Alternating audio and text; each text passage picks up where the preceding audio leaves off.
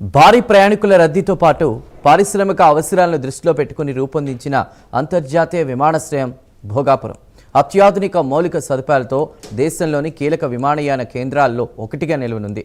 3.8 కిలోమీటర్ల పొడవు, 45 మీటర్ల వెడల్పుతో నిర్మించిన 2 రన్వేలు ఎయిర్ బస్, బోయింగ్ వంటి భారీ విమానాలు కూడా సురక్షితంగా, సులభంగా ల్యాండ్ అయ్యేలా రూపొందించారు. 2 రన్వేలు ఉండడంతో ఒకేసారి విమానాల రాకపోకలను సమర్థవంతంగా నిర్వహించే అవకాశం ఏర్పడి భవిష్యత్తులో పెరిగే ట్రాఫిక్ కూడా ఈ విమానాశ్రయం సిద్ధంగా ఉంటుందనే అభిప్రాయం వ్యక్తం అవుతోంది.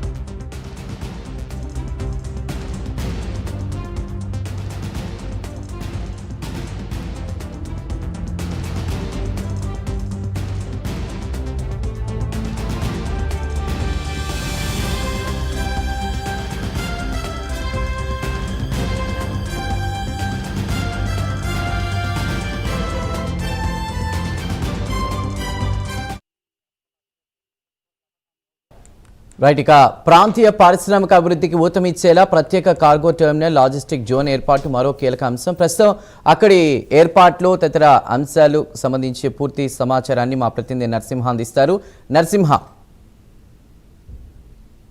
చందు, ఏదైతే ప్రతిష్టాత్మకంగా భోగాపురం ఎయిర్పోర్ట్ కు సర్వము సన్నద్ధమైంది. క్రమంలోనే ఇప్పటికీ దేశ ప్రధాని నరేంద్ర మోడీ ఇప్పటికే ఏదైతే ప్రారంభ వేదికకు అయితే చేరుకున్నారు, విమానాశ్రయం నేరుగా చేరుకొని అక్కడి నుంచి కూడా వారికి కూడా విమానాశ్రయం ఏదైతే భోగాపురం ఎయిర్పోర్ట్ లోనైతే వారికి స్వాగతం పలికేందుకు ఏపీ ముఖ్యమంత్రి నారా చంద్రబాబు నాయుడుతో పాటుగా పలువురు ప్రజాప్రతినిధులు, గవర్నర్ అబ్దుల్ నజీర్ తదితరులు కూడా ఆ భోగాపురం విమానాశ్రయంలో అయితే ఆయనకు ఘన స్వాగతం పలికారు. అదేవిధంగా ఏదైతే భోగాపురం విమానాశ్రయంలో ఏర్పాటు చేసిన కళాఖండాలు, చిత్రకళలు, అదేవిధంగా ఏదైతే అరుపు అందాలను వైపు చూపించే విధంగా కళారూపాలను కూడా సందర్శించే విధంగా ఏర్పాట్లు అయితే ఇప్పటికే ఏర్పాటు చేస్తారు. అదేవిధంగా కాసేపట్లో వాటన్నింటినీ కూడా సందర్శించే ప్రక్రియలోనైతే దేశ ప్రధాని అయితే వచ్చారు. అదేవిధంగా ఈ యొక్క ప్రతిష్టాత్మకంగా ఏదైతే 3 జిల్లాల, ఉత్తరాంధ్ర జిల్లాలకు కీలకంగా మారినటువంటి భోగాపురం ఎయిర్పోర్ట్ కూడా ఈ రోజు పారిశ్రామిక అభివృద్ధి కొరకు కూడా ఎంతో ఉపయోగపడుతుందని కూడా ఇప్పటికే అధికారులు అయితే